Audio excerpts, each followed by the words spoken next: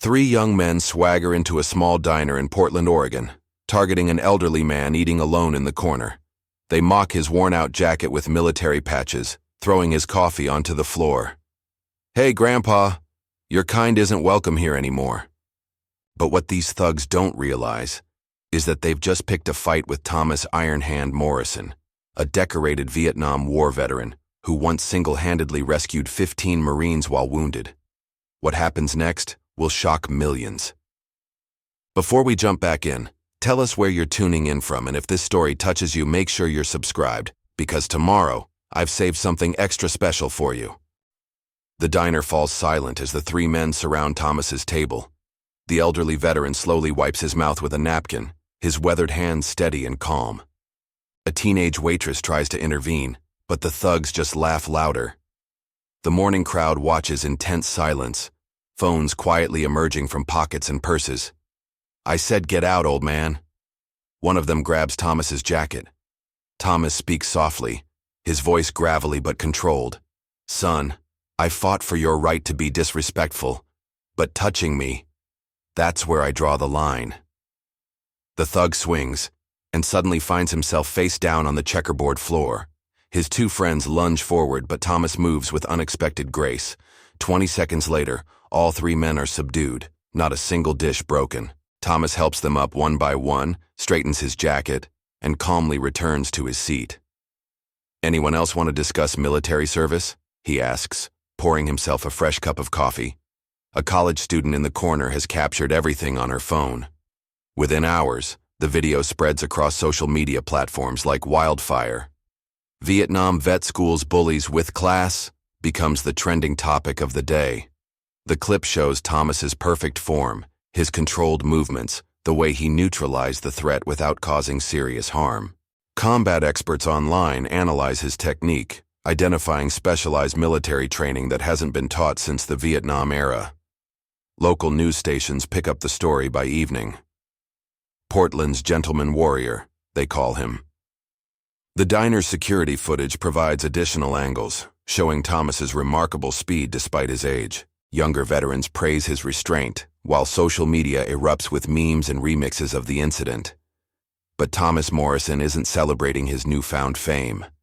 In his modest apartment across town, he watches the coverage with growing concern. 30 years of careful anonymity, erased in a single morning.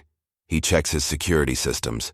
Old habits die hard, and thinks about the promises he made, the secrets he's kept. The next morning, his phone rings.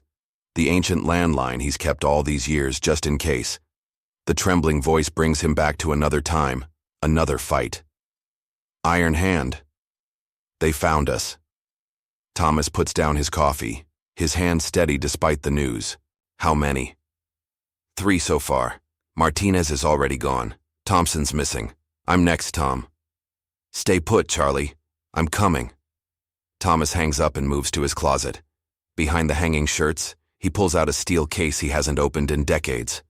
Inside, wrapped in oiled cloth, lies a set of worn dog tags and a leather-bound journal filled with codes and coordinates. As he packs a small bag, his cell phone buzzes with interview requests. Good Morning Portland wants him as their featured guest. Veterans groups invite him to speak. A local gym offers him a job as a self-defense instructor. But Thomas knows this viral fame isn't just disrupting his quiet life. It's putting everyone from his past in danger.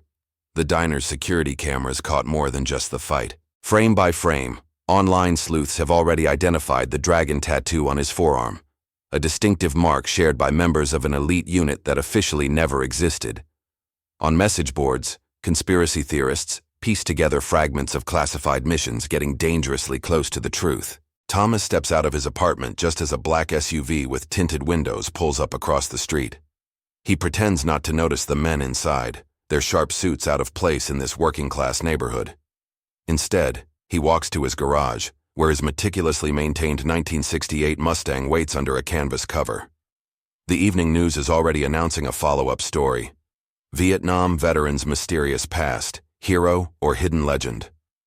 But Thomas won't be around to watch it. As the sun sets over Portland, he slides behind the wheel, the familiar leather seat conforming to his body like an old friend. Time to disappear again, he mutters, starting the engine. But this time, running away isn't an option. This time, he'll have to face the past he's been hiding from for 30 years. The viral video didn't just expose him, it exposed everyone involved in Operation Black Dragon. And somewhere in Portland, old enemies are already moving, ready to silence the last witnesses to a truth that could change everything. As he pulls out of the garage, his neighbor Sarah Chen waves from her porch. She's holding her phone, the viral video clearly playing. Thomas gives her a polite nod, remembering all the times she's brought him home-cooked meals, never asking why a seemingly ordinary veteran jumps at sudden noises or checks his windows every night. Now she'll know part of the truth, but hopefully not enough to put her in danger. The media circus is already building outside the diner across town. Reporters interview regular customers about the Portland warrior, each adding their own embellishments to the story. Nobody notices the three men in tactical gear slipping through the back alleys, photographing the scene. Nobody except Thomas, watching through his rearview mirror as he drives past, his trained eyes catching the telltale bulge of concealed weapons under their jackets. "Just like Saigon," he whispers, his fingers tightening on the steering wheel. The dragon tattoo on his forearm seems to ripple in the fading light, a reminder of promises made in blood and kept for decades. But some promises, he realizes, were meant to be broken. Thomas Morrison's story began in a small fishing town on the Oregon coast, where the crash of waves against weathered docks provided the soundtrack to his youth. His father, a World War II veteran turned lighthouse keeper, taught him that true strength lay not in domination, but in protection. Young Thomas spent his evenings helping his mother run their small bookstore, where returning soldiers would often gather to share stories of distant lands. Life was simple but good. He excelled in both academics and athletics, earning a scholarship to Portland State University. There he met Catherine Reynolds, a fierce journalism student who dreamed of exposing corruption in high places. They fell in love over late-night discussions about justice, truth, and the cost of silence. Catherine saw in Thomas what others missed, not just the star quarterback, but a man with an unwavering moral compass. "Promise me," she'd say, her fingers intertwined with his as they walked through Portland's rain-slicked streets, "that no matter what happens, you'll always fight for what's right." Thomas would smile, kiss her hand, and promise. They planned a life together, marriage after graduation, a home in Portland, maybe a few kids who'd inherit their mother's curiosity and their father's sense of duty. But 1968 had other plans. The draft notice arrived on a Tuesday, right after Thomas had picked out an engagement ring. Catherine insisted on driving him to the recruitment office herself. "Come back to me," she whispered, pressing a silver compass into his palm. "I'll be uncovering corruption while you're gone, so hurry back before I run out of stories to tell you." Vietnam changed everything. Thomas's natural leadership and quick thinking caught the attention of his superiors. After 6 months in country, he was recruited for a classified unit, Operation Black Dragon. The mission briefing was clear. They would operate in the shadows, gathering intelligence and conducting operations too sensitive for official records. The unit was diverse. Martinez with his lock-picking skills, Thompson the explosives expert, Charlie the Ghost Wilson who could infiltrate any facility. They became more than a team. They became brothers, their dragon tattoos marking them as part of something bigger than themselves. Thomas earned his nickname Iron Hand, not for his strength, but for his steady grip in chaos. Then came the mission that would haunt them for decades. Deep in enemy territory, they uncovered something that wasn't supposed to exist. Evidence of operations that went beyond war, into the realm of international conspiracy. American weapons flowing to both sides, drug operations funding secret programs, and lists of politicians on foreign payrolls. "We have to expose this," Martinez argued one night in their hidden base. But Thompson disagreed. "They'll kill everyone we love." The debate raged until dawn, when they made a pact. The evidence would be split between them, hidden away. Only if all of them agreed could the truth come out. They memorized each other's dead drop locations, then went their separate ways. Thomas returned to Portland in 1975, but Catherine was gone. Her last article, an investigation into military corruption, had led to her disappearance 3 years earlier. The bookstore had closed, his parents had moved away on military orders, and the life he'd planned had evaporated like morning fog on the Willamette River. He tried to rebuild, took odd jobs, security consultant, self-defense instructor, even tried writing under a pen name. But every few years a mysterious death or disappearance would send him running again. Martinez in '82, found in his car with an accidental overdose. Thompson's house fire in '89 that investigators called electrical failure. Preparing and narrating this story took us a lot of time, so if you are enjoying it, subscribe to our channel. It means a lot to us. Now back to the story. Each time, Thomas would pack up and disappear, changing cities, always staying one step ahead. Portland was supposed to be his final stop. He'd chosen his apartment carefully, clear lines of sight, multiple escape routes, close to both highway access and public transit. For 15 years he'd lived quietly, his only indulgence being breakfast at that small diner where he could watch the morning crowd and pretend to be just another retiree.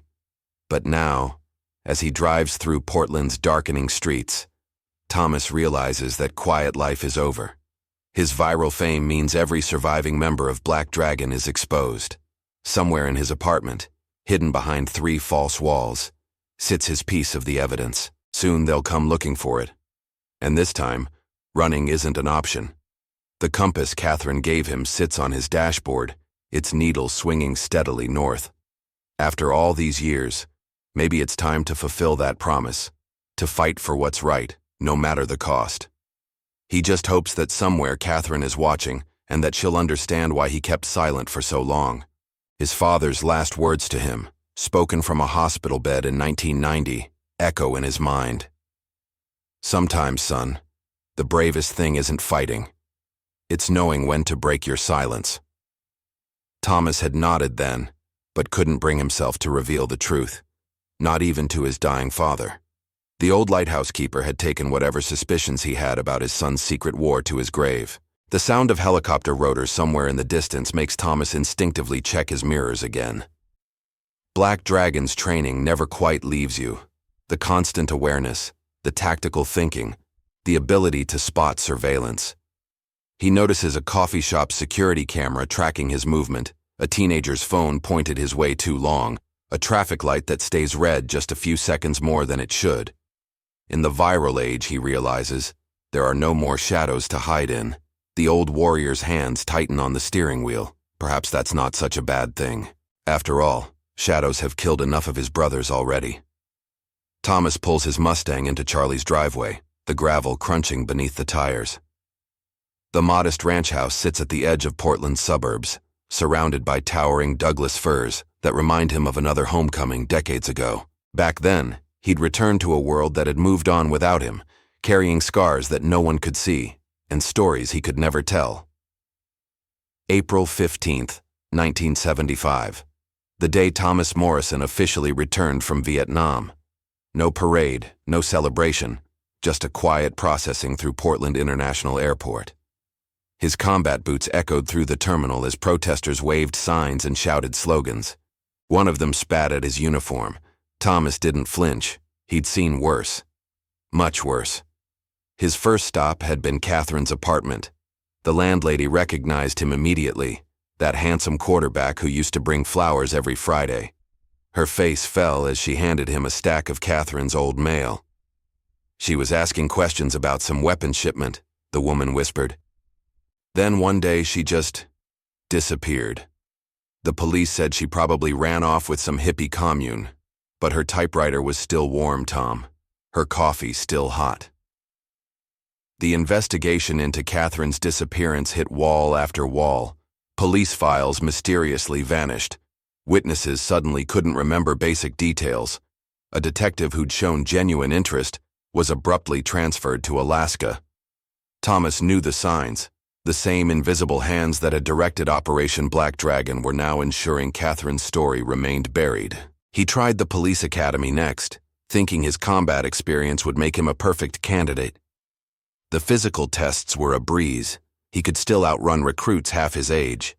But the psychological evaluation raised red flags.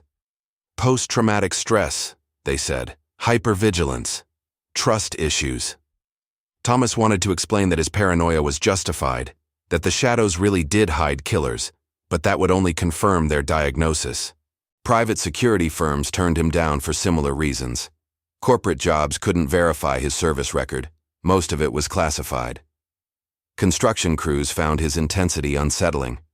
Even the VA struggled to process his benefits, since officially, Operation Black Dragon never existed.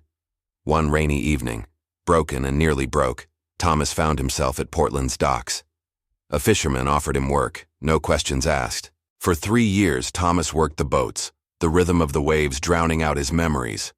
But then Martinez visited, wild-eyed and paranoid, talking about men in suits asking questions. A week later, Martinez was dead. Thomas fled north to Seattle, then east to Chicago, south to Atlanta. Each city offered a fresh start, and each time, something would trigger another move. A suspicious car following him too long, a break-in where nothing was stolen, a stranger asking too many questions about Vietnam. He worked as a janitor in Denver, a night watchman in Dallas, a warehouse worker in Boston. Each job carefully chosen to avoid attention, each apartment selected for its escape routes. The dragon tattoo on his forearm became his reminder, not of brotherhood now, but of the price of knowledge. Thompson found him in Miami in '89, looking older than his years. "They're picking us off, Iron Hand," he'd said over cheap coffee. "Charlie's gone underground. Martinez is dead. It's only a matter of time." A month later, Thompson's house burned down with him inside. That's when Thomas decided to return to Portland, not out of nostalgia but strategy. Hide in plain sight, where they'd least expect him. He chose his current apartment building because the elderly landlord never digitized her records, paid cash for his restored Mustang, maintained enough routine to seem ordinary, but with enough variation to avoid patterns. He found work at a small gym, teaching basic self-defense to soccer moms and college students. His students never knew that their gentle instructor had once been part of an elite unit, that his simple defensive techniques were watered-down versions of lethal combat moves. Each morning, he'd walk to that same diner, order the same breakfast, read the same newspaper. The waitresses thought him a creature of habit. They never noticed how he always sat facing the door, how his eyes tracked every entrance and exit, how he could instantly identify concealed weapons from the way people moved. Now, stepping out of his car at Charlie's house, Thomas realizes his carefully constructed routine is shattered. The viral video has turned him into a public figure, exposed him to facial recognition, social media, and the digital age he's tried so hard to avoid. His phone buzzes again. Another reporter, another interview request, another chance for someone to dig too deep into his past. Looking at Charlie's dark windows, Thomas feels a familiar dread. He's seen this before. The silence, the stillness, the slightly askew welcome mat. His hand moves to the small of his back, where an old service pistol rests in its holster. Some habits, he thinks, are worth keeping. The porch light flickers as he approaches, once, twice, 3 times. It's an old signal from their Black Dragon days, meaning compromised location. Charlie must have rigged it before. Whatever happened here? Thomas adjusts his approach, circling around to the back of the house instead. The kitchen window is slightly open, another warning sign.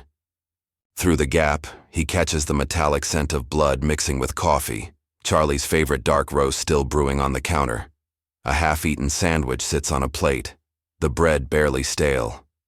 This happened recently, within hours. On the refrigerator, held by a Marine Corps magnet, is a hastily scrawled note. Iron Hand, Lockbox 4872. She was right. The handwriting is shaky, but unmistakably Charlie's. Thomas's jaw tightens. She could only mean Catherine. After all these years, his past and present are finally colliding, and the cost is already too high. The viral video spreads like wildfire across every social media platform. Morning shows pick it up first. Elderly veteran shows amazing restraint against young attackers. By noon, national networks are running it. Vietnam vet's diner takedown goes viral. Military blogs analyze his movements, identifying specialized combat techniques that haven't been taught since the Vietnam era. Everyone wants to know, who is Thomas Morrison? Rebecca Chen, the college student who filmed the incident, finds herself overwhelmed with interview requests. The way he moved, she tells Good Morning Portland, it wasn't aggressive or showy. It was like watching someone play chess, each move precise and planned. Her video has already hit 20 million views, with celebrities and politicians sharing it alongside their own commentary about respecting veterans. The diner becomes an instant tourist attraction. People line up for hours, hoping to sit at the table where it happened. The teenage waitress who tried to intervene, Jenny Martinez, is now giving hourly retellings. He's been coming here for years, she explains to eager listeners. Always polite, great tipper, never caused any trouble, but the way he handled those guys, it was like something out of a movie.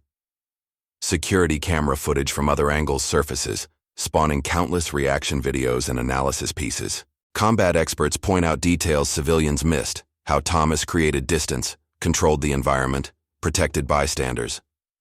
This isn't just military training, one expert notes. This is elite-level close-quarters combat, the kind they don't teach just anyone. The three attackers, now identified as members of a local troublemaking group, issue a public apology through their lawyer. We deeply regret our actions and have learned a valuable lesson about respecting our veterans. Their social media accounts are flooded with hate messages, forcing them to go private. One of them claims they've received death threats from veteran support groups. Local law enforcement treats Thomas like a celebrity. Officers stop by the diner hoping to shake his hand or get a photo. The police chief himself visits, offering Thomas an honorary position as a community liaison. We need more people like you, he says, cameras flashing. Someone who can handle trouble without escalating it. Veterans organizations flood Thomas with invitations to speak at events. The local VA hospital wants him to counsel younger vets with PTSD. A prestigious private security firm offers him a consulting position. A book agent leaves her card at the diner, talking about six-figure deals for his memoir. But not all the attention is positive. Internet sleuths dig deeper, questioning the gaps in Thomas's service record. Why did he disappear from public life for decades? What unit did he really serve with?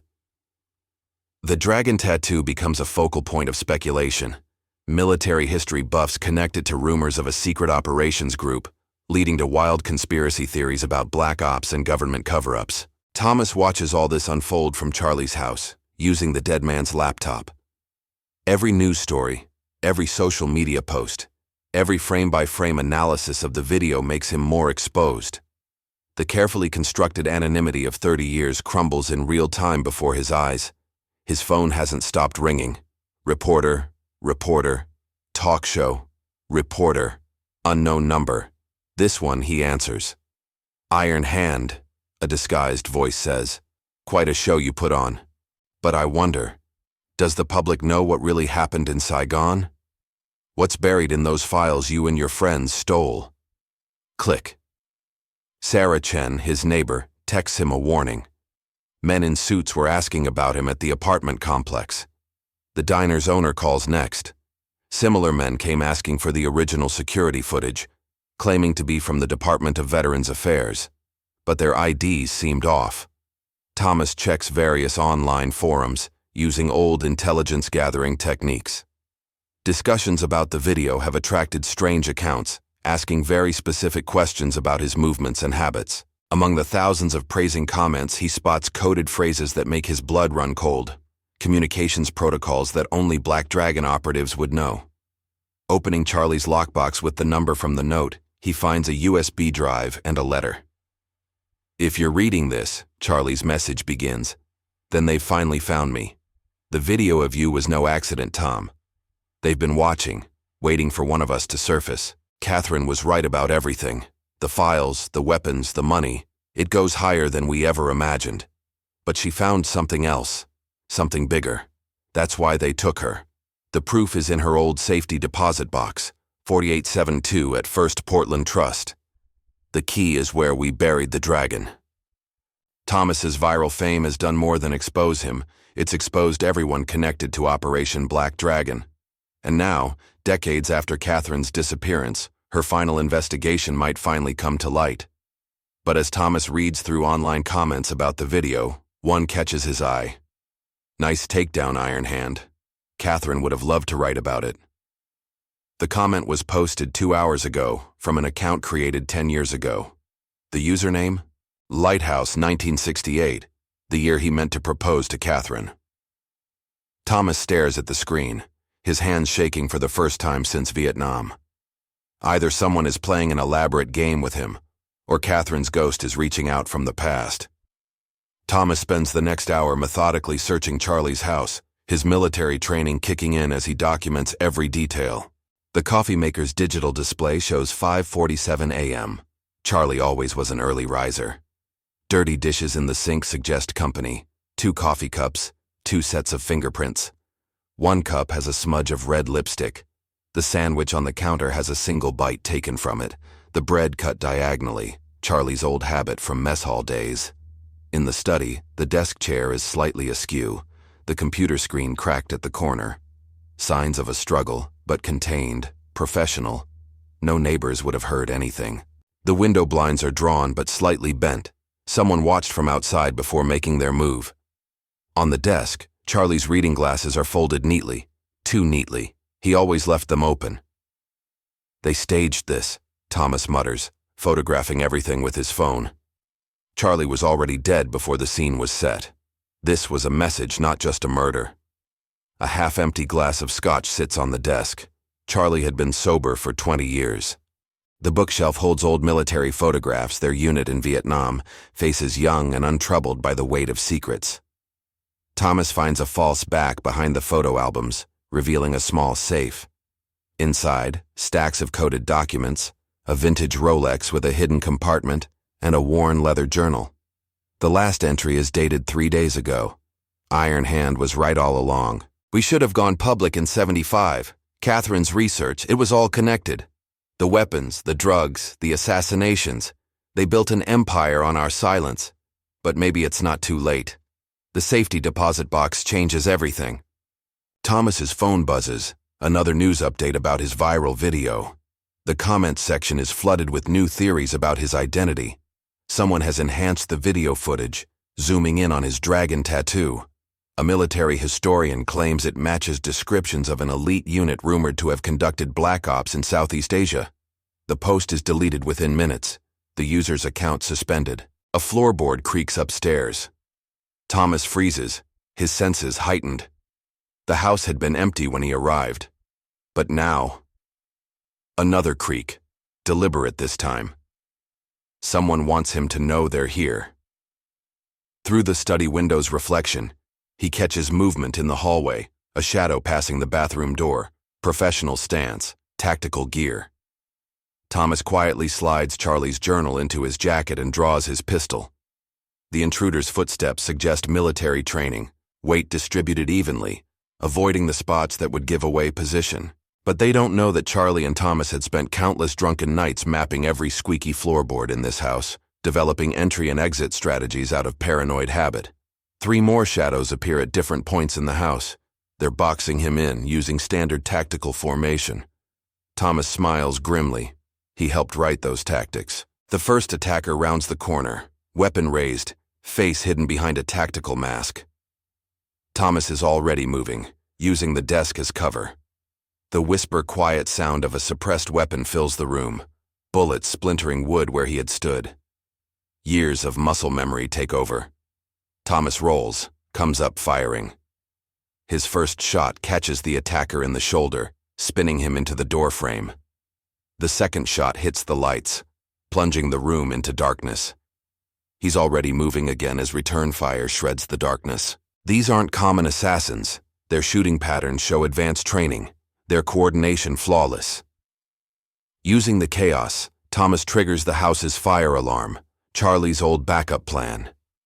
The shrieking alarm covers his movement as he crashes through the study's window, landing in the side garden. The night air fills with the sound of approaching sirens. Sensors in Charlie's alarm system automatically alert emergency services. As Thomas sprints through the backyard, a familiar voice calls out, "You're getting slow, Iron Hand." The voice belongs to a ghost, Colonel Richards, their old commanding officer, supposedly dead in a helicopter crash in '82. The dragon tattoo was always your weakness. Too memorable, too traceable. Now everyone knows your face. How long before they figure out the rest? Thomas dives behind his Mustang as bullets spark off the metal. He returns fire, not aiming to hit, just keeping them back. The sirens are getting closer. A black SUV peels out from the curb, tactical teams smoothly piling in. The colonel's voice carries one last time. "We'll find Catherine's box before you do. Some secrets need to stay buried." Starting his car, Thomas catches movement at Charlie's upstairs window, a figure in tactical gear setting something up. His military experience recognizes the shape. Incendiary device. Within minutes, the house will burn, destroying any evidence. Fire trucks will find a tragic accident. A veteran with PTSD, drinking alone, falling asleep with a cigarette. As Thomas speeds away, his rearview mirror reflects Charlie's house erupting in flames. His phone buzzes again, another news alert about his viral fame. But below it, a new message from the Lighthouse 1968 account. First Portland Trust. Hurry, they're closing in. The timestamp reads 11:47 p.m., 7 minutes ago. Catherine's ghost is leading him somewhere. The question is, who else is following the trail? The First Portland Trust building stands dark against the night sky, its granite facade illuminated by occasional flashes of lightning from an approaching storm. Thomas parks his Mustang 3 blocks away, watching police cars rush past toward Charlie's burning house. The bank's security system is state-of-the-art, but Thomas knows something the designers don't. He helped test their protocols back in '82, working under an alias for their insurance company. His viral fame complicates things. Every security camera is now a potential witness, every passerby a possible photographer. The bookshelf holds old military photographs, their unit in Vietnam, faces young and untroubled by the weight of secrets. Thomas finds a false back behind the photo albums, revealing a small safe. Inside, stacks of coded documents, a vintage Rolex with a hidden compartment, and a worn leather journal. The last entry is dated 3 days ago. Iron Hand was right all along. "We should have gone public in '75. Catherine's research, it was all connected. The weapons, the drugs, the assassinations. They built an empire on our silence. But maybe it's not too late. The safety deposit box changes everything." Thomas's phone buzzes, another news update about his viral video. The comments section is flooded with new theories about his identity. Someone has enhanced the video footage, zooming in on his dragon tattoo. A military historian claims it matches descriptions of an elite unit rumored to have conducted black ops in Southeast Asia. The post is deleted within minutes, the user's account suspended. A floorboard creaks upstairs. Thomas freezes, his senses heightened. The house had been empty when he arrived. But now, another creak, deliberate this time. Someone wants him to know they're here. Through the study window's reflection, he catches movement in the hallway, a shadow passing the bathroom door, professional stance, tactical gear. Thomas quietly slides Charlie's journal into his jacket and draws his pistol. The intruder's footsteps suggest military training, weight distributed evenly, avoiding the spots that would give away position. But they don't know that Charlie and Thomas had spent countless drunken nights mapping every squeaky floorboard in this house, developing entry and exit strategies out of paranoid habit. 3 more shadows appear at different points in the house. They're boxing him in, using standard tactical formation. Thomas smiles grimly. He helped write those tactics. The first attacker rounds the corner, weapon raised, face hidden behind a tactical mask. Thomas is already moving, using the desk as cover. The whisper-quiet sound of a suppressed weapon fills the room, bullets splintering wood where he had stood. Years of muscle memory take over. Thomas rolls, comes up firing. His first shot catches the attacker in the shoulder, spinning him into the doorframe. The second shot hits the lights, plunging the room into darkness. He's already moving again as return fire shreds the darkness. These aren't common assassins. Their shooting patterns show advanced training, their coordination flawless. Using the chaos, Thomas triggers the house's fire alarm, Charlie's old backup plan. The shrieking alarm covers his movement, as he crashes through the study's window, landing in the side garden. The night air fills with the sound of approaching sirens. Sensors in Charlie's alarm system automatically alert emergency services. As Thomas sprints through the backyard, a familiar voice calls out, "You're getting slow, Iron Hand." The voice belongs to a ghost, Colonel Richards, their old commanding officer, supposedly dead in a helicopter crash in '82. The dragon tattoo was always your weakness. Too memorable, too traceable. Now everyone knows your face. How long before they figure out the rest? Thomas dives behind his Mustang as bullets spark off the metal. He returns fire, not aiming to hit, just keeping them back. The sirens are getting closer. A black SUV peels out from the curb, tactical teams smoothly piling in. The colonel's voice carries one last time. "We'll find Catherine's box before you do. Some secrets need to stay buried." Starting his car, Thomas catches movement at Charlie's upstairs window, a figure in tactical gear setting something up. His military experience recognizes the shape. Incendiary device. Within minutes, the house will burn, destroying any evidence. Fire trucks will find a tragic accident. A veteran with PTSD, drinking alone, falling asleep with a cigarette. As Thomas speeds away, his rearview mirror reflects Charlie's house erupting in flames. His phone buzzes again, another news alert about his viral fame. But below it, a new message from the Lighthouse 1968 account. First Portland Trust. Hurry, they're closing in. The timestamp reads 11:47 p.m., 7 minutes ago. Catherine's ghost is leading him somewhere. The question is, who else is following the trail? The First Portland Trust building stands dark against the night sky, its granite facade illuminated by occasional flashes of lightning from an approaching storm. Thomas parks his Mustang 3 blocks away, watching police cars rush past toward Charlie's burning house. The bank's security system is state-of-the-art, but Thomas knows something the designers don't. He helped test their protocols back in '82, working under an alias for their insurance company. His viral fame complicates things. Every security camera is now a potential witness, every passerby a possible photographer. He pulls a maintenance worker's uniform from his trunk, kept there since his first day in Portland, along with other emergency identities. The name tag reads, Bill Peterson. The real Bill Peterson retired 5 years ago, but bureaucracies are slow to update their records. Thomas's phone keeps buzzing with notifications. The video has spawned dozens of conspiracy theories. Someone matched his face to a 1969 newspaper clipping about a missing quarterback.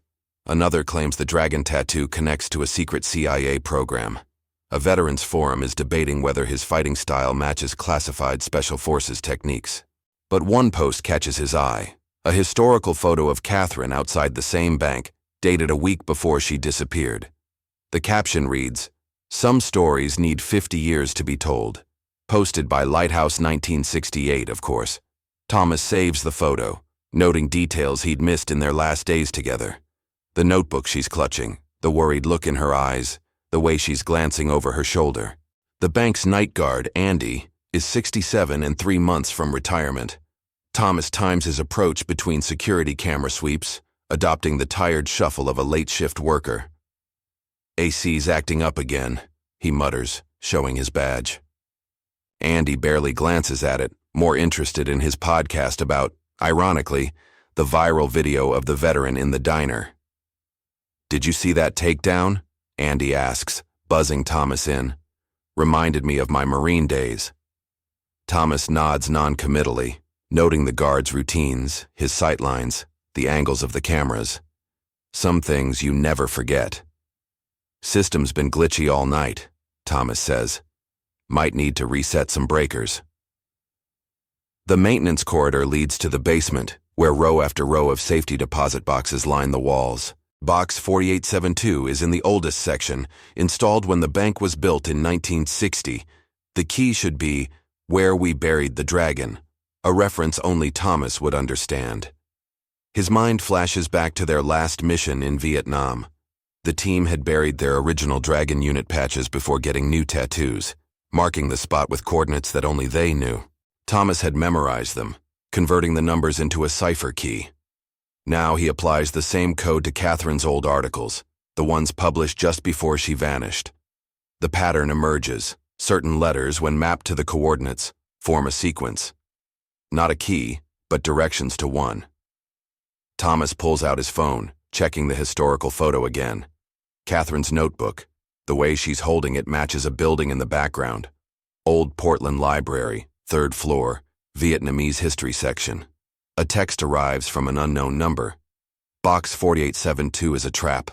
Don't trust the ghost. The number traces to a burner phone, bought an hour ago with cash. Another message follows. Catherine left breadcrumbs. Follow them all before opening anything. Security footage from Charlie's house hits the news. Grainy images of the tactical team, the fire, a familiar silhouette escaping. Comments flood in, connecting it to the diner video. Same guy? Government cover-up? Black Ops in Portland? Thunder crashes outside as Thomas reaches box 4872.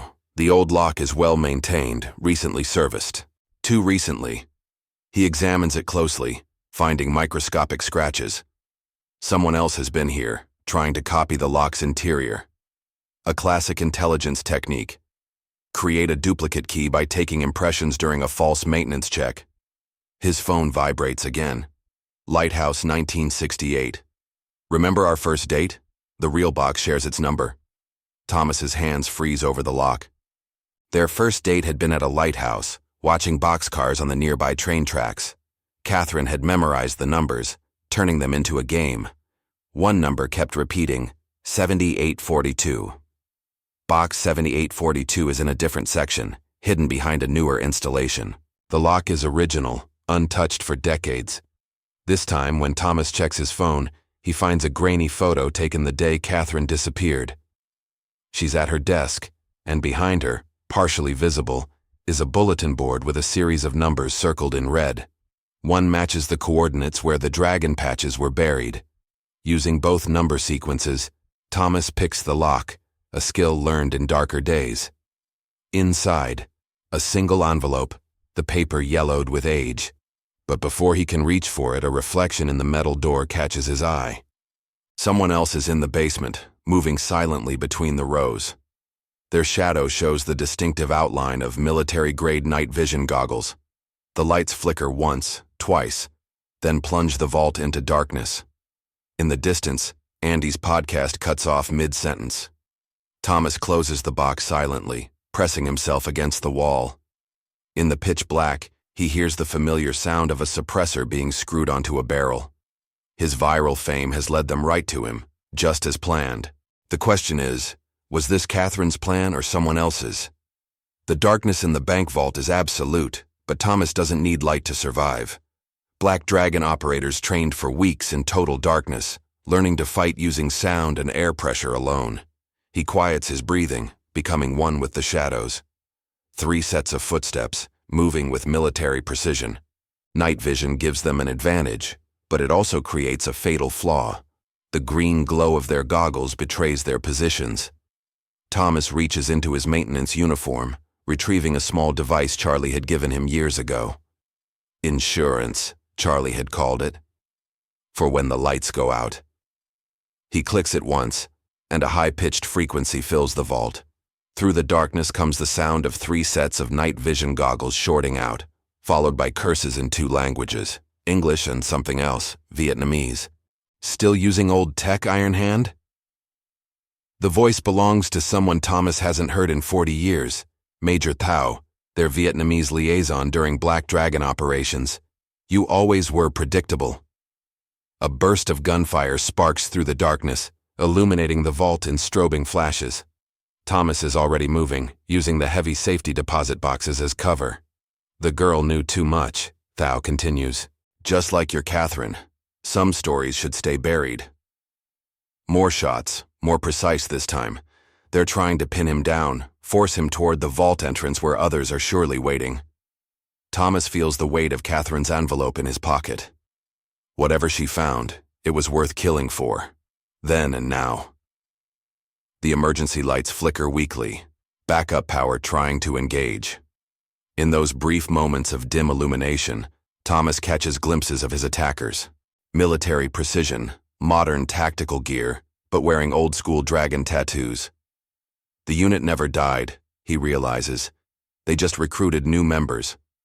Thomas reaches for the maintenance cart he'd brought down, grabbing a spray can of industrial cleaner. The next burst of gunfire gives him their positions. He sprays the cleaner in a wide arc, creating a fine mist in the air. Now the laser sights from their weapons become visible, revealing their exact locations. Amateur move. They're still using visible spectrum lasers instead of infrared. "You're surrounded, old man," Thao calls out. "The world is watching your viral video calling you a hero. Imagine their shock when they find you dead in a bank vault." Another veteran lost to PTSD, trying to rob his own safety deposit box. Thomas smiles in the darkness. They don't realize he chose this vault for a reason. In '82, while testing the security system, he discovered something interesting. The old ventilation system connected to maintenance tunnels that ran throughout downtown Portland. He'd spent months mapping them, marking emergency exits, creating caches of supplies. Paranoid maybe, but paranoia keeps you alive. A smoke grenade hisses nearby. They're trying to force him to move. But the smoke works both ways, disrupting their infrared sensors. Thomas removes a small mirror from his pocket, using it to peek around corners. The new Dragon operators are good, but they lack experience in true black operations. They're trying to coordinate with hand signals that only work with night vision. His phone vibrates. Another message from Lighthouse 1968. "Maintenance Tunnel C, third brick from the left. I left you something." Thomas's heart races. Only Catherine knew about his tunnel mapping project. This isn't someone pretending to be her. This is too specific, too personal. He pulls the fire alarm, triggering the vault's emergency protocols. Sprinklers activate, creating chaos in the darkness. Water splashes off tactical gear, giving away positions. Thomas moves silently through his attackers, decades of training taking over. 3 quick strikes, one to the throat, one to the kidney, one to the knee. The first attacker goes down without a sound. "He's moving toward the west wall," someone shouts. Predictable, they think he's heading for the main exit. Instead, Thomas slides behind the row of safety deposit boxes, finding the maintenance panel he'd marked decades ago. The screws are already loose. Someone has been here recently. A burst of automatic fire shreds the space where he'd been seconds ago. Thomas pulls the panel free, revealing the dark tunnel beyond. A small package is tucked inside, wrapped in waterproof material, exactly 3 bricks from the left. Catherine's handwriting on top. "For Iron Hand, when they finally find you." "The tunnel!" Thao shouts, but it's too late. Thomas is already inside, pulling the panel closed behind him. He hears them rushing forward, firing blindly into the maintenance shaft. But he designed this escape route with multiple false paths and dead ends. They'll be searching for hours. In the pitch-black tunnel, Thomas finally allows himself to breathe. His phone screen illuminates the package from Catherine. Inside, a single key, a worn notebook, and a photograph he's never seen before. Catherine standing with Colonel Richards and Major Thao in Saigon, all 3 smiling at the camera. The date stamp reads 1977, 2 years after the war ended, and 2 years after Catherine supposedly disappeared. On the back of the photo, in Catherine's distinctive handwriting, "The dragon has 2 heads. Trust the ghost. Your viral fame was the signal we've been waiting for." The maintenance tunnel emerges 3 blocks from the bank, in an alley behind an old Vietnamese restaurant called Golden Dragon. Thomas almost laughs at the irony. His clothes are soaked, his maintenance uniform clinging to the gun holster underneath. The viral video plays on a TV through the restaurant's window. His face, his moves, his past exposed for all to see.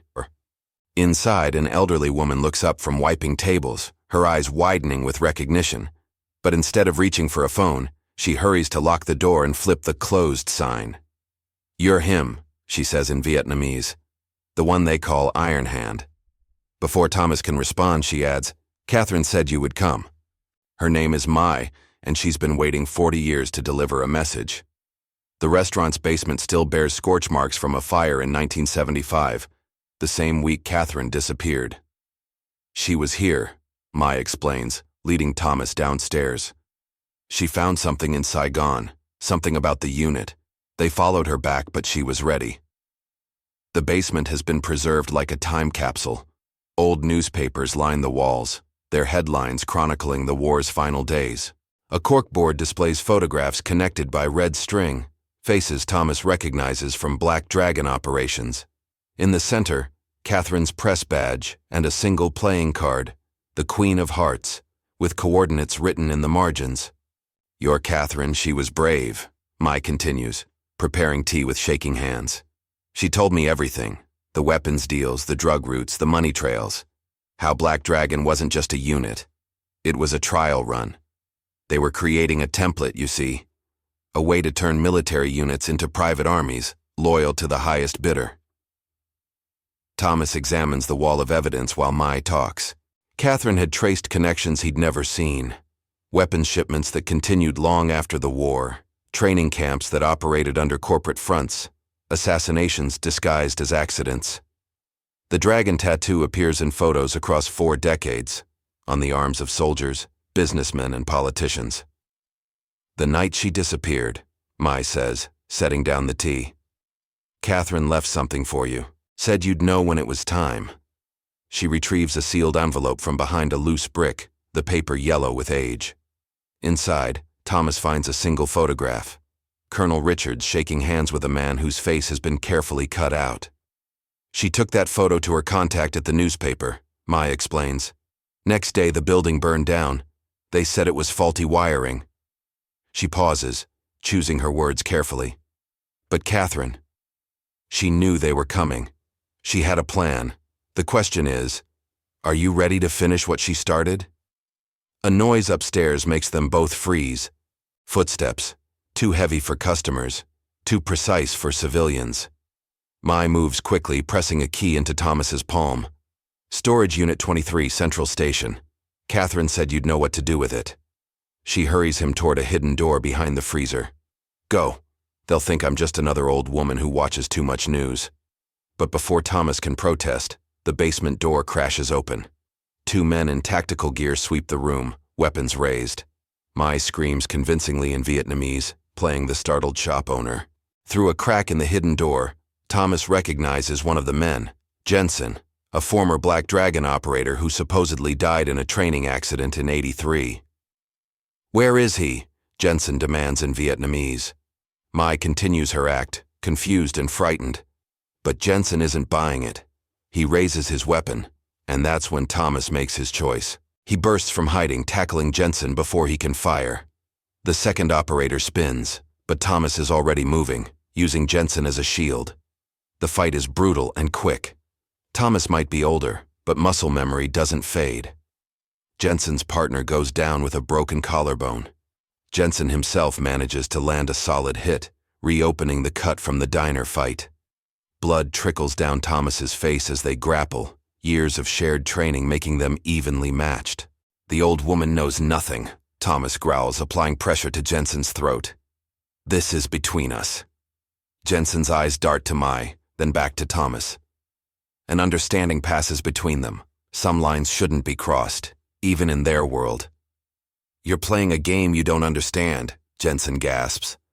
"The viral video, Catherine's ghost, the bank vault, it's all connected. They wanted you exposed, wanted you to find the evidence." His next words are cut off by the sound of sirens approaching. Someone reported gunshots. Thomas releases Jensen, stepping back. "Tell them you lost me," he says, "for old time's sake." Jensen massages his throat, a glimmer of their old brotherhood showing through. 24 hours, he replies. "That's all I can give you. After that." He leaves the threat unfinished. As police cars circle the block, Mai helps Thomas escape through a network of connected basements, another of Catherine's contingency plans. "She believed in you," Mai says at the final door. "Said you were the only one who could finish this." She presses one last item into his hands, a worn notebook with a dragon drawn on the cover. "Catherine's notes," Mai explains. "Everything she uncovered, everyone involved. But be careful.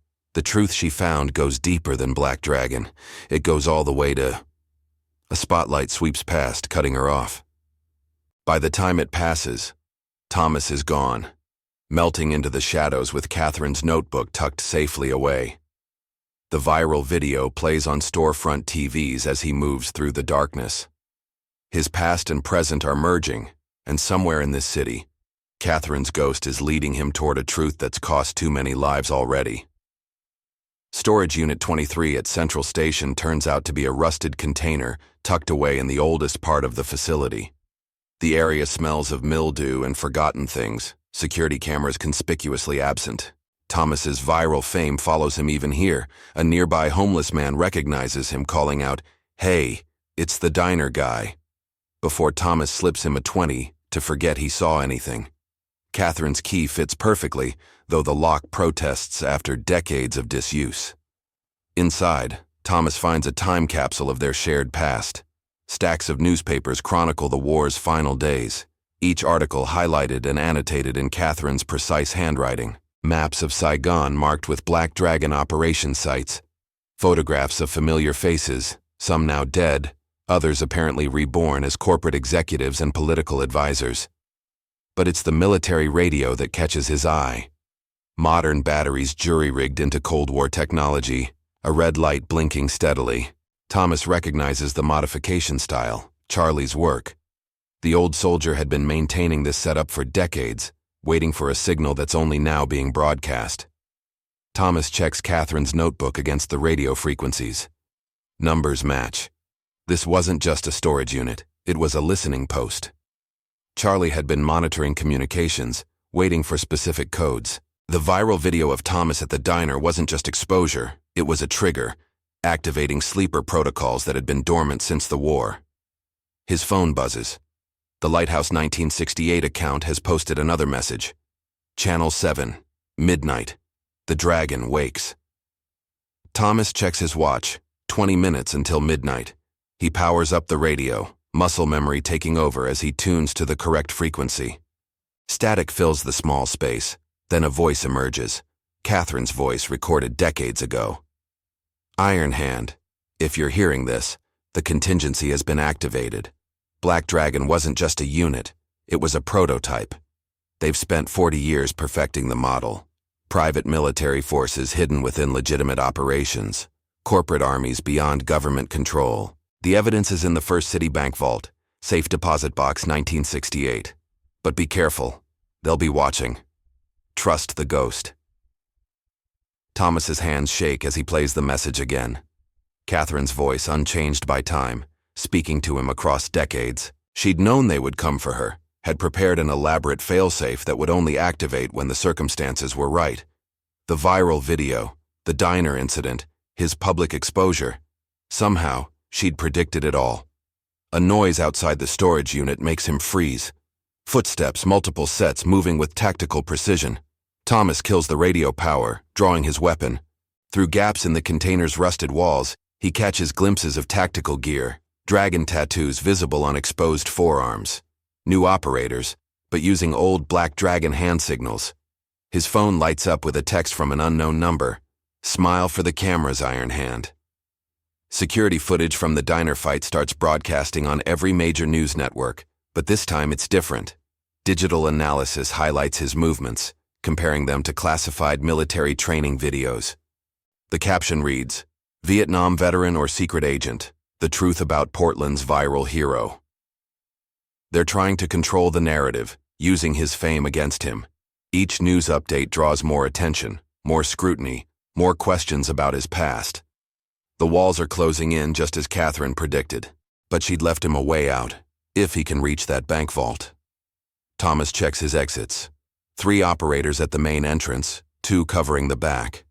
Standard Black Dragon containment protocol, but they've forgotten who wrote those protocols. He pulls out Mai's notebook, finding a page of maintenance tunnel maps. Catherine had spent years documenting every escape route in Portland, building a shadow network for this exact scenario. A small explosion rocks the storage facility. Flashbang grenade, military grade. They're making their move. Thomas kicks open a rusted panel in the container's floor, revealing a maintenance shaft below. As bullets pierce the container walls, he slides into the darkness, pulling the panel closed above him. "He's in the tunnels!" someone shouts. "Call Jensen. Tell him to activate the beta team. Thomas moves quickly through the narrow space, Catherine's maps guiding him. Each turn reveals more evidence of her preparation, marked exits, cached supplies, even updated structural warnings written in her hand. His phone buzzes again, the ghost account posting coordinates that match his current location. Whoever is behind Lighthouse 1968 has access to real-time information. Either Catherine is alive and watching, or someone else has inherited her contingency plans. Emerging from a manhole 2 blocks away, Thomas finds himself in front of the First City Bank. Police cars surround the building, responding to a reported break-in. But these aren't regular officers. Their tactical gear matches the storage facility team, dragon tattoos visible beneath rolled-up sleeves. "All units converge," crackles a familiar voice over their radio frequency. "Subject is approaching the primary target. Colonel Richards wants him alive." Thomas checks his weapon, counts his remaining ammunition. The viral video that made him famous is still playing on the bank's external monitors, a constant reminder of how public this private war has become. His phone lights up one last time. Lighthouse 1968 sending what looks like security camera footage. The images show Catherine entering this same bank just yesterday, very much alive, carrying a familiar leather notebook. The message below reads, "The game changes at midnight. Make them famous. Iron Hand." First City Bank's security system has been completely disabled. No alarms, no cameras, no electronic locks. Someone has already cleared the path. Thomas moves through the darkened building like a ghost, passing unconscious guards and disabled security checkpoints. This isn't just preparation, it's an invitation. The vault level is eerily quiet. Emergency lights cast strange shadows, creating phantom movements at the edge of vision. Display screens throughout the bank still show his viral video, the diner fight playing on endless loop. But now there's new footage mixing in. Security camera clips from across Portland, tracking his movements over the past 24 hours. Someone is broadcasting his escape routes, his confrontations, his every move. "Quite a show you're putting on," calls a familiar voice. Colonel Richards steps out of the shadows, aged but still carrying himself with military precision. The viral hero, the mysterious veteran, the man with the dragon tattoo. "You're trending worldwide now. Black Dragon was always about staying hidden, but here you are, famous." He gestures to the screens, though I suppose that was Catherine's plan all along. Thomas keeps his weapon trained on his former commander. "She's alive." Richards smiles, cold and professional. "Of course she is. Did you think we'd kill our best asset?" Catherine was never just a journalist, Thomas. She was military intelligence, assigned to monitor Black Dragon from the inside. When she discovered what we were really building, she had a choice to make. The pieces click into place. Catherine's detailed knowledge of military operations, her precise tactical preparations, the way she'd always seemed to know more than she should. She switched sides, Thomas realizes, started gathering evidence against you. "Smart girl," Richards nods. "Too smart." She saw the bigger picture, how Black Dragon was just the beginning. Private military contractors, corporate armies, soldiers for hire. We weren't just running operations. We were creating a template. And now, 40 years later, that template has shaped the world. Every major corporation has its own Black Dragon now, hidden behind security contracts and training programs. Movement in the shadows. More operators taking position. Weapons ready. Thomas counts at least 6, all wearing modern tactical gear with the familiar dragon tattoo. So why expose it all now? Why let the video go viral? Richards gestures to a nearby screen showing news coverage of the diner fight.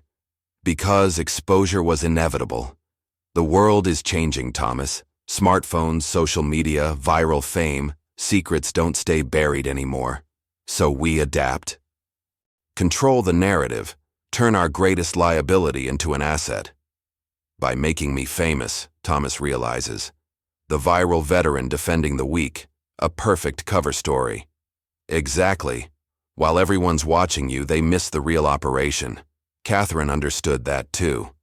Why do you think she waited 40 years to activate her contingency plan? She needed the right moment, the perfect storm of technology and timing. A new figure steps from the shadows. Catherine herself, barely aged from Thomas's memories. She's wearing tactical gear similar to the operators, but her dragon tattoo is different, incorporating a hidden symbol Thomas recognizes from intelligence operations. "Hello, Iron Hand," she says softly. "Sorry for the ghost act, but we needed to control how the truth came out." She moves to stand beside Richards, but her stance is subtly wrong, her weight balanced for action, her hand near a concealed weapon.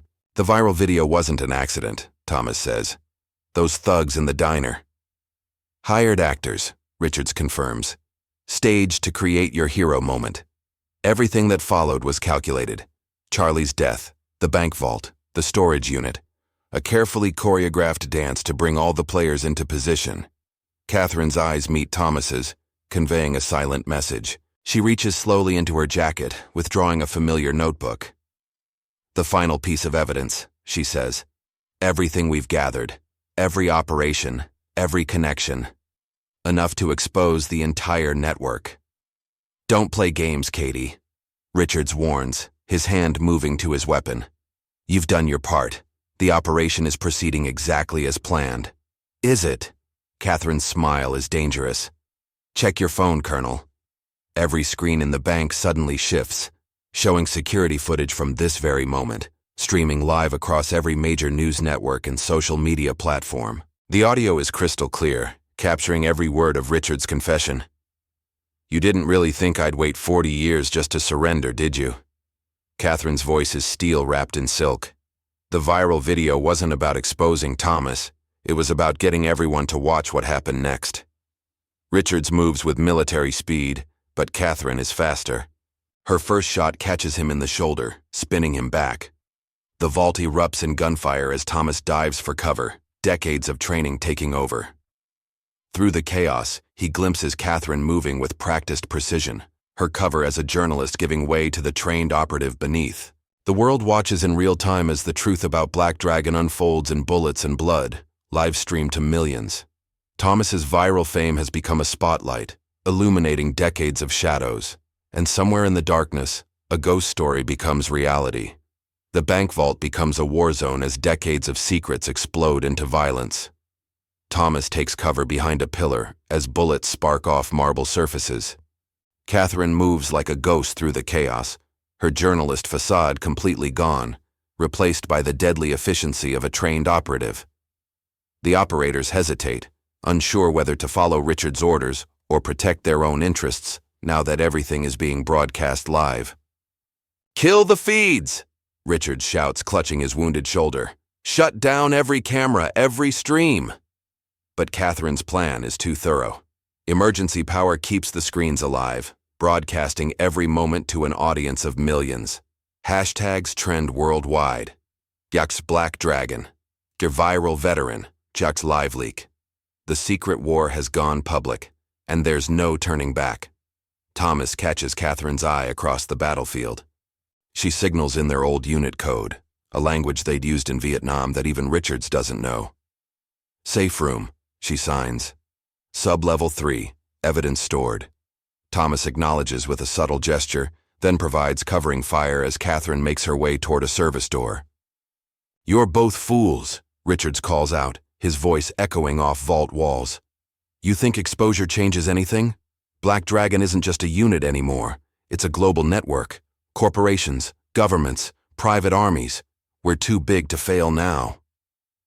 A flashbang grenade bounces near Thomas's position. He kicks it away just before detonation, the blast temporarily disorienting several operators.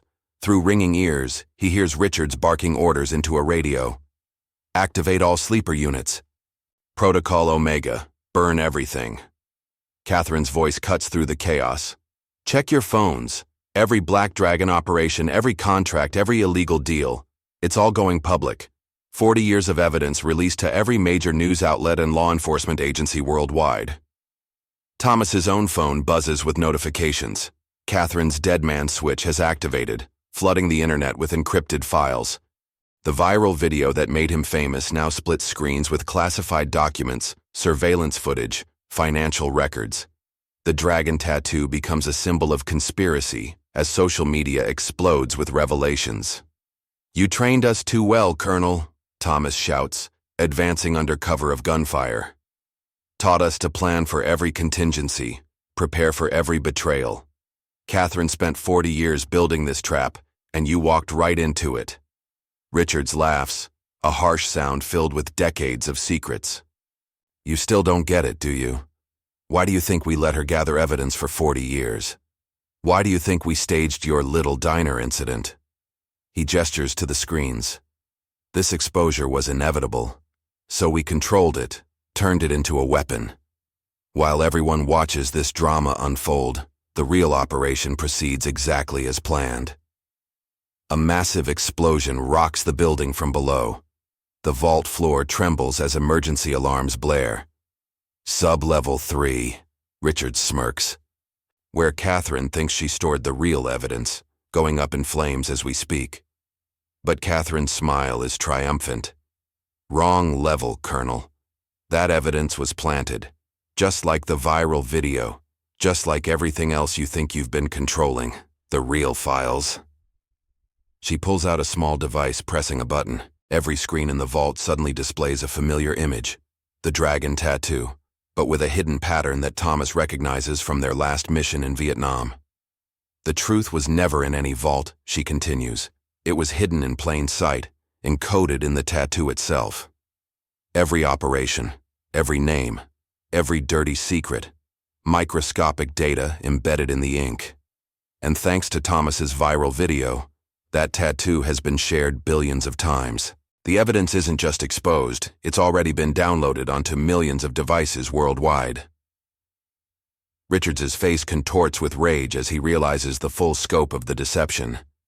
The viral fame wasn't just about exposing Thomas, it was about distributing evidence so widely that it could never be contained. Every share, every repost, every frame-by-frame analysis of the diner fight helped spread the encrypted data further. Omega teams deployed, crackles Richards' radio, approaching your position. Heavy footsteps echo from multiple directions, reinforcements arriving, probably more experienced operators than the first wave. Thomas counts ammunition, calculating odds. Catherine catches his eye again, signing quickly. One more surprise. Trust the ghost. Thomas's phone buzzes one final time, a message from the Lighthouse 1968 account, but now copying every major news organization and law enforcement agency. The dragon wakes, but the lighthouse still stands. Game over, Colonel. The vault doors seal suddenly, emergency protocols engaging. Richards's radio erupts with panic.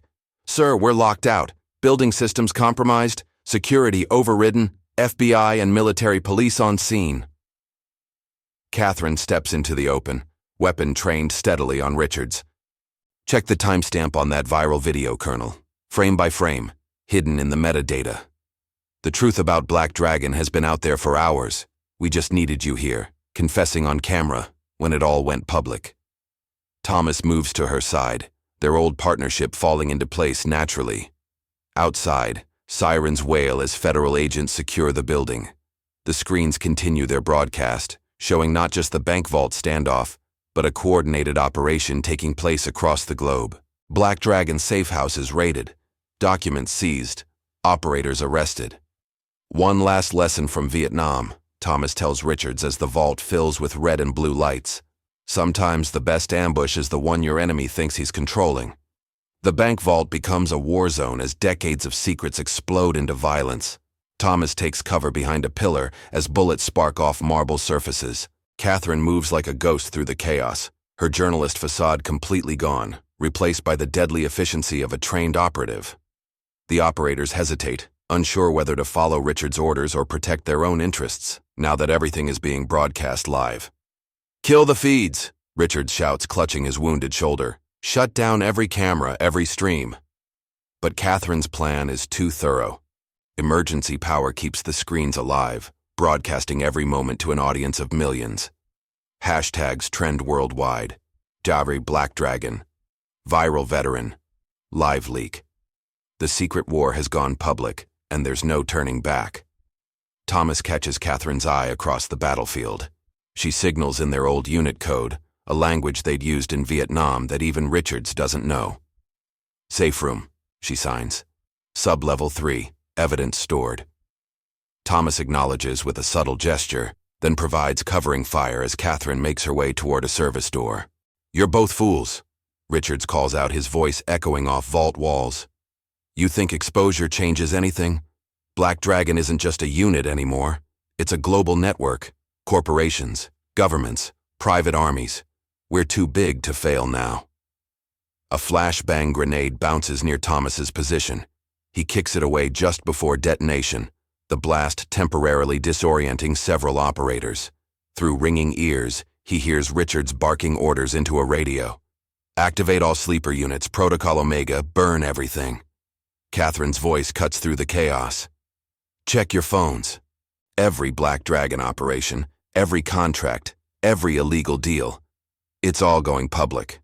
40 years of evidence, released to every major news outlet and law enforcement agency worldwide." Thomas's own phone buzzes with notifications. Catherine's deadman switch has activated, flooding the internet with encrypted files. The viral video that made him famous now splits screens with classified documents, surveillance footage, financial records.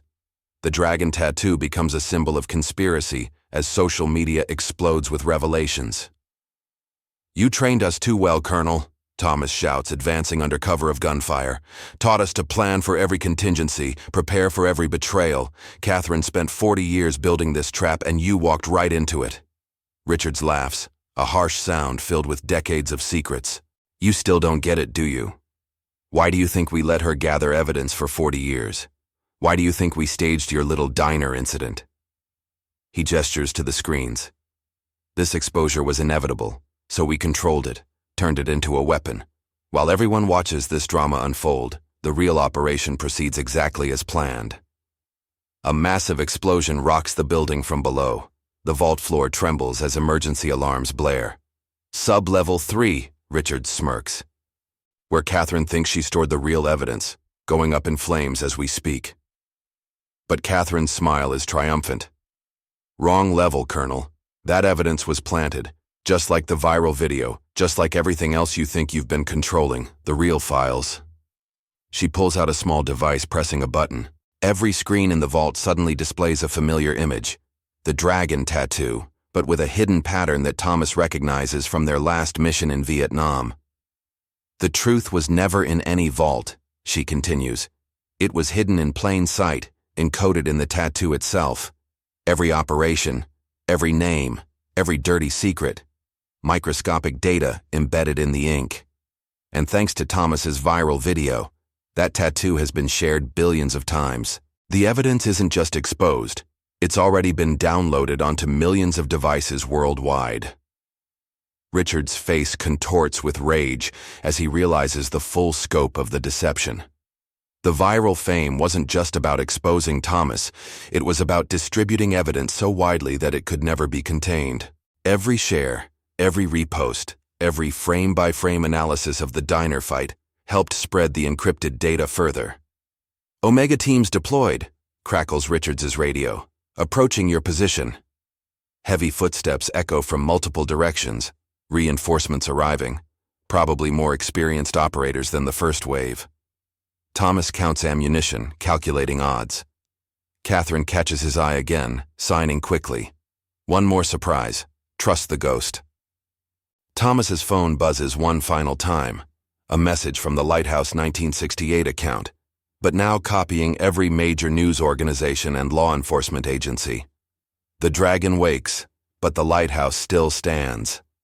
"Game over, Colonel." The vault doors seal suddenly, emergency protocols engaging. Richards' radio erupts with panic. "Sir, we're locked out. Building systems compromised, security overridden, FBI and military police on scene." Catherine steps into the open, weapon trained steadily on Richards. "Check the timestamp on that viral video, Colonel. Frame by frame, hidden in the metadata. The truth about Black Dragon has been out there for hours. We just needed you here, confessing on camera, when it all went public." Thomas moves to her side, their old partnership falling into place naturally. Outside, sirens wail as federal agents secure the building.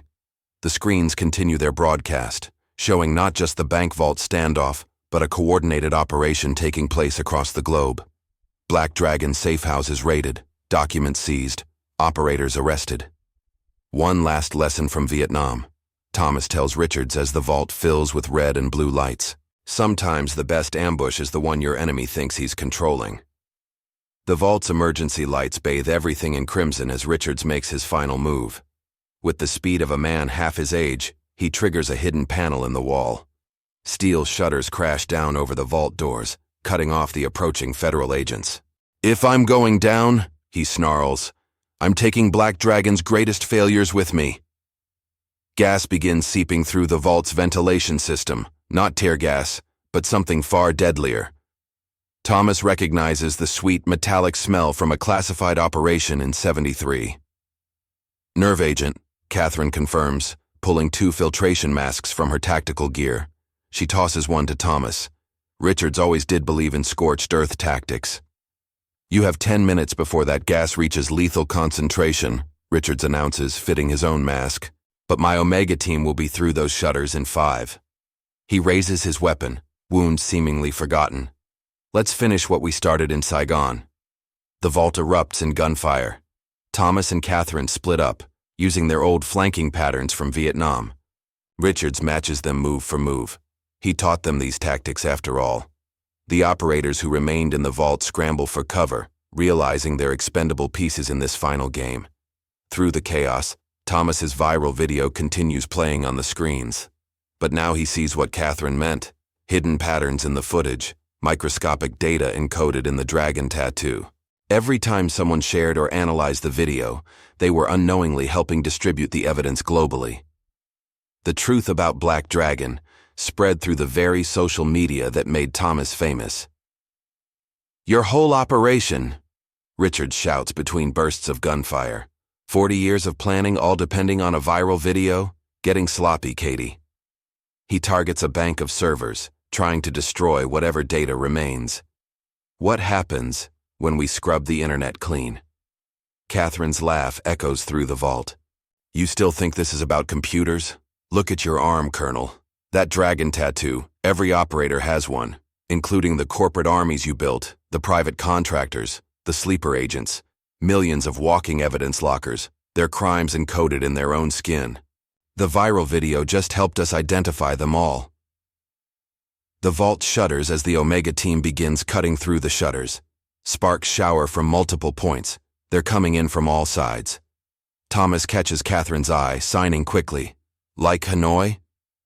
She nods, understanding immediately. It was their last mission together, the one that revealed Black Dragon's true nature. Thomas reaches into his jacket, removing Charlie's final gift, a modified flashbang grenade designed to interact with specific chemical agents. "Richards isn't the only one who kept old weapons," he says, pulling the pin. The explosion creates a cascading reaction with the nerve gas, generating a thick, obscuring smoke. Thomas and Catherine move in perfect sync, using the confusion to their advantage. Richards anticipated many things, but he forgot one crucial detail. His former operatives had spent 40 years preparing for this exact fight. "Breach in 30 seconds, an Omega team member shouts through the shutters. Richards fires blindly through the smoke, his shots going wide. You can't expose what no one is alive to reveal. But Catherine is already moving to the vault's central column, removing panels to reveal a hidden console. "Dead man switch," she explains, fingers flying over the keys. "If anything happens to us, every intelligence agency gets the full database, plus a few surprises we've kept in reserve." The smoke begins to clear as the Omega team's cutting torches break through. Richards sees Catherine at the console and shifts his aim, but Thomas is faster. Their shots echo simultaneously through the vault. Richards staggers, red blooming across his chest while Thomas takes a bullet to his shoulder, right through his dragon tattoo. "Another ghost story," Richards gasps, falling to his knees. "That's all you'll ever be." His finger tightens on the trigger for one last shot, but Catherine is there, executing a perfect disarming strike, the same move Thomas used in the diner video. The shutters finally crash open as federal agents flood the vault. Through the chaos of arrests and seizures, Thomas watches the screens where his viral fame began. The diner video plays one last time, but now everyone sees it differently. Not just an old veteran defending himself, but the first domino in bringing down a decades-long conspiracy. "We should thank those thugs," Catherine says, helping Thomas as medics rush in to treat his wound. "Their harassment gave us the perfect viral moment." Thomas looks at her closely. "They really were hired actors?" She smiles mysteriously. "Let's say, we made sure you were in the right place at the right time. The rest was all you, Iron Hand." Outside, dawn breaks over Portland. News helicopters circle the bank while federal agents lead away Richards and his remaining operators. Social media explodes with updates as the full scope of Black Dragon's exposure becomes clear. Thomas's viral video now shares space with breaking news about arrests worldwide, corporate scandals, and political resignations. "Ready for one last ghost story?" Catherine asks, as paramedics bandage Thomas's shoulder. She holds up her phone, showing the Lighthouse 1968 account. There's still more truth to tell. Through the vault's broken windows, they can see the growing crowd outside the bank. News crews jostle for position while federal agents establish a perimeter. The diner's teenage waitress, Jenny, is giving interviews, describing how she always knew there was something special about the quiet veteran who became a viral sensation. Social media updates flood in from around the world as more Black Dragon operatives are identified and arrested. Their dragon tattoos now a mark of evidence rather than brotherhood. Thomas watches as hazmat teams secure the nerve gas canisters. 40 years of planning, all depending on a modern trend. Viral videos and social media. Catherine squeezes his hand. "The world changed, Iron Hand. We had to change with it. Sometimes the best way to expose a shadow is to shine the brightest possible light." She nods toward the bank screens, still showing their story to the world. "And what's brighter than 15 minutes of fame?" A federal agent approaches, tablet in hand. "Sir, ma'am, you'll want to see this. We're finding Black Dragon connections in places we never imagined. Corporate boardrooms, political offices even." He stops, looking at Catherine.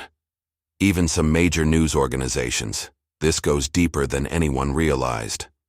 "Not deeper," Thomas corrects, standing despite the medics' protests. "Just farther, like ripples in a pond." He looks at his reflection in the vault's broken glass, at the dragon tattoo now scarred by Richard's final bullet. Or like a video going viral. 1 month after the bank vault showdown, Thomas sits in his familiar spot at the diner, but everything else has changed. The place has become a tourist attraction, with people traveling from across the country to sit where the viral video was filmed. The owner installed a plaque, "Home of the Portland Defender."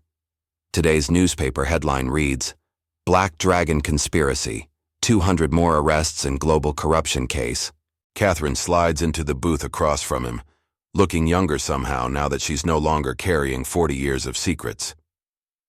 "The Senate hearings start next week," she says, spreading files across the table.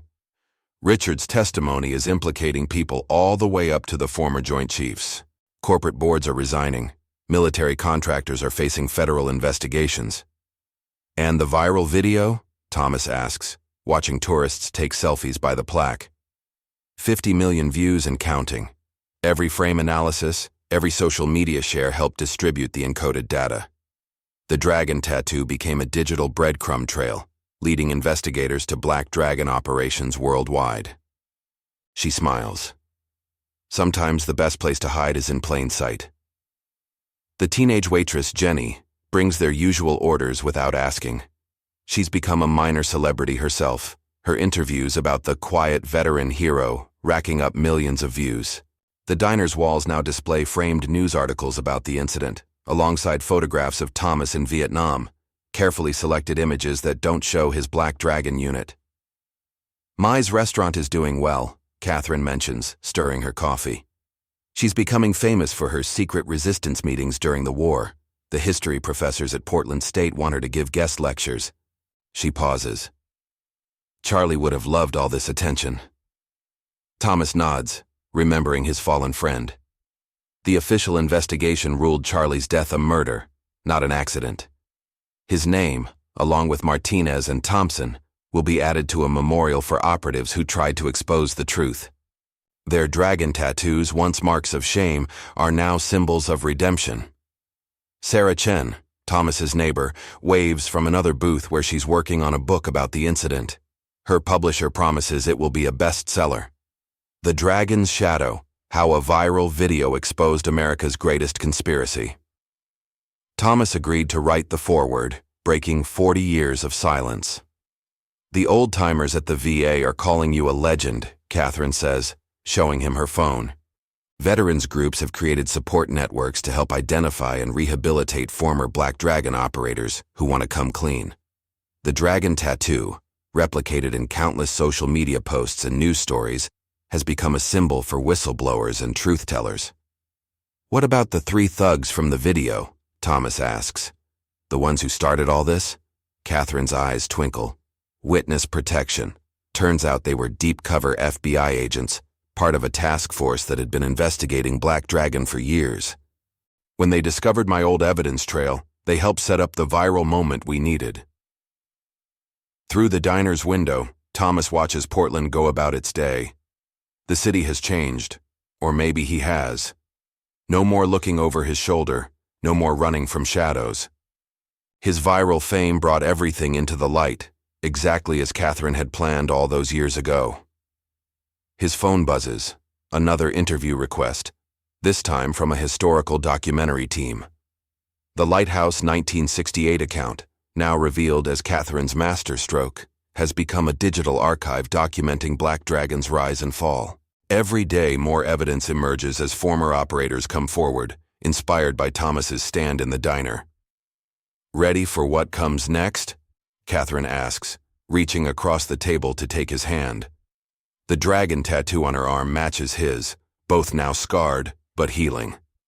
The truth is finally out. No more ghosts, no more shadows. Almost true, Thomas says, pulling out a small velvet box. One ghost left to put to rest. He opens it, revealing the engagement ring he bought in 1968, preserved for 40 years of running and waiting. Better late than never? Catherine's eyes fill with tears as she slips on the ring. Outside, tourists snap photos through the window, creating more viral moments. The diner erupts in applause. Jenny must have spread the word about his plans. Sarah Chen captures the moment for her book's epilogue. Thomas Morrison's viral video showed an old veteran defending himself against bullies. But the real story was about truth finally defeating time, about secrets brought to light, about love surviving decades of darkness. The dragon tattoo on his arm, now viewed billions of times online, tells a story of corruption exposed and justice served. So, Catherine says, her hand warm in his, ready to stop being a viral sensation and just be happy. Thomas looks around at the changed world, at the tourists with their phones, the headlines about global investigations, the witnesses to their long-delayed happiness. Viral fame fades, he says, but some stories live forever. On the diner's wall-mounted TV, the video plays one last time. An old veteran standing up to bullies, not knowing he was about to expose a 40-year conspiracy. But now everyone sees the truth behind the viral moment. The dragon tattoo that carried hidden evidence, the ghost who planned it all, and the love story that outlasted an empire of secrets. Up next, you've got 2 more standout stories right on your screen. If this one hit the mark, you won't want to pass these up. Just click and check them out. And don't forget to subscribe and turn on the notification bell so you don't miss any upload from us.